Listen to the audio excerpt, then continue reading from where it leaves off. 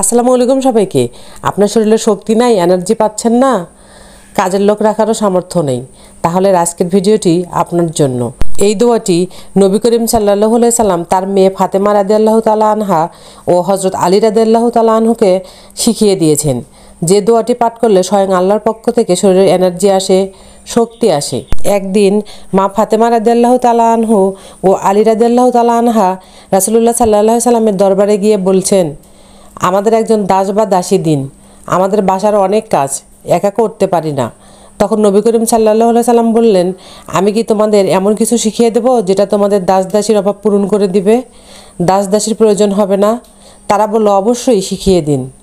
তখন নবীজি সাল্লাল্লাহু আলাইহি সাল্লাম বললেন, ঘুমানোর আগে 33 বার সুবহানাল্লাহ, 33 বার আলহামদুলিল্লাহ, 34 বার আল্লাহু আকবার পড়বে, তোমাদের দাস দাসীর প্রয়োজন হবে না। এই আমলের ব্যাখ্যায় অনেক ওলামায়ে একরাম বলেছেন, এটা নিয়মিত আমল করতে থাকলে রোগ ব্যাধি কম হয়, শরীরে শক্তি আসে, এনার্জি বাড়ে, আপনি নিজেই নিজের কাজ করতে পারবেন ইনশাআল্লাহ।